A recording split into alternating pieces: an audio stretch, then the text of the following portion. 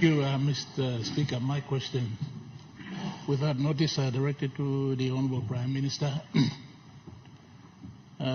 Since I have this opportunity today, let me take this opportunity on behalf of the people of Enga Province to thank the former Prime Minister, the Honourable Peter O'Neill and this government, and of course now our current Prime Minister and this government, the Honourable James Marape government, for supporting the Enga Province in realizing one of our dreams to have a provincial hospital. Thank you, Mr. Speaker.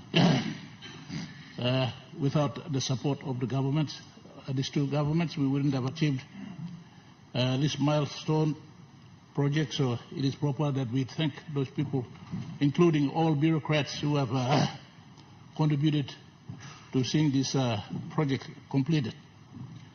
Mr. Speaker, my questions to the Prime Minister are in relation to Pogara. Just a couple of simple questions to the Prime Minister for the benefit of my people in the province. Number one is in relation to CDA.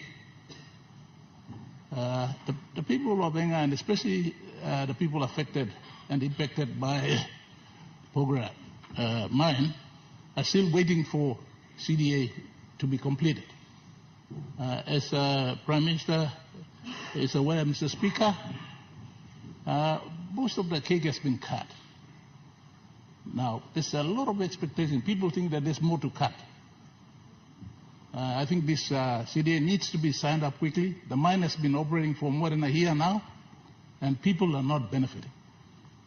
And that can cause a little bit of tension and problems. So, Prime Minister, if you can tell the people of Enga, especially the people of Pogara and those affected, riverine people, when we can conclude this. That's question number one. Question two is that since we closed the mine, up to about now going to 6 years, no maintenance work was done on the road. Now, this is an economic road, Mr. Speaker. So I would like to know if the government can intervene very quickly to upgrade this very important economic road, which is known as the Enga Highway, starting from Togoba to Pogara. Thank you, Mr. Speaker. The Honourable Prime Minister. All right, thank you. Thank you, Mr. Speaker.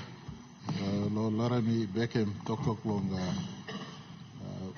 the Governor of Enga Province, but pass them through me like acknowledging continued leadership Long Enga, and he has shown extreme strong, resilient leadership in the face of many challenges that remains prevalent in the province. A great commendation must go to his leadership on the ground, whilst putting out fire in respect to lawlessness and tribal conflicts. He still maintains focus on development in the province. A wonderful example to many of our provincial leaders that it is your province. You have unbroken 5-year mandate. Some of us have 18 months check on us. Some of you, especially the provincial leadership and even the district leadership, full 5 years for concerted work. And Governor Ipatas must be commended despite many negatives also that are associated with the province. He, at all material times, tries his best for the furtherance of the Enga people interests within the context of national interest.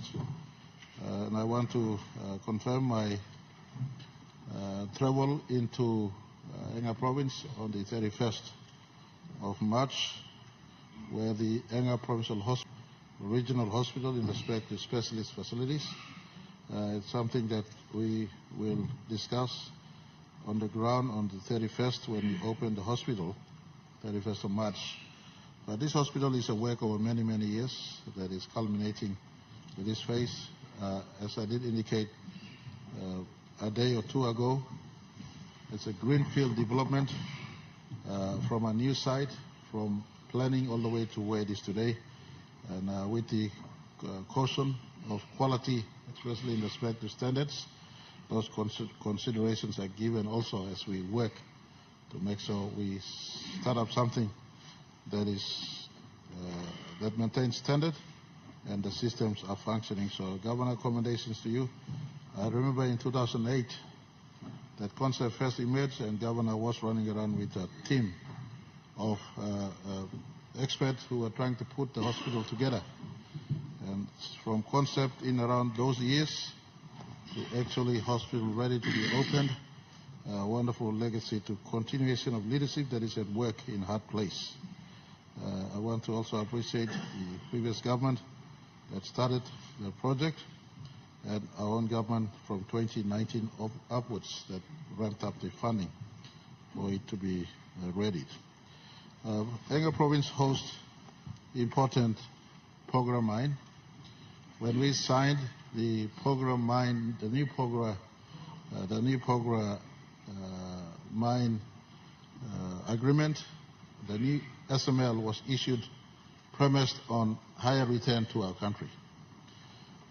And the higher returns rotates around 51% of equity to PNG beneficiaries, 3% of a better refined royalty. This royalty definition comes outside of yesterday's passage of the Income Tax Act, and so will not be benefiting from the Income Tax Act that we passed yesterday, but in any case, a better defined royalty. And for those who want to understand what I mean by better defined royalty, at another session I could explain, especially those who have an interest, but it's a better defined royalty, 3%, and also more employment opportunity, the preferential sequencing of employment, Enga first, rest of PNG second, and international third. We've earmarked for over 90% of employment to be Papua New Guinea based employment and to phase out completely international employment in due time. It's a mine that will also spin a lot of businesses as we restart up again in the same sequence of employment. Enga preferential business first, then rest of the country second. And there's the management of the new program limited and Barrick Gold have clearly indicated that for those who want to do business in Pogra, you must have resident office in Enga Province. So whether you are landowner yourself, landowner business or Enga Province business, you must have a resident office in Enga Province. So these are part of the construct of the new Pogra that is meant to trap back more wealth in our country and in the host province. And I want to say to our people who are waiting for CDA process, the mining minister and the MRA has been assembling all the submissions. The submissions also will give consideration to submission from the riverine area that starts in the Pogra Valley, that runs right through the side of West Sepik Province and Hela Province, and also some kilometers into Western Province in as far as the environmental impact zone is concerned. So those are three other provinces that has an impact or is in the project area footprint. Their views are also given consideration. But a key line that Governor used, Mr. Speaker, is that there is no additional benefit to our landowners in Enga Province. You stand to benefit the greatest.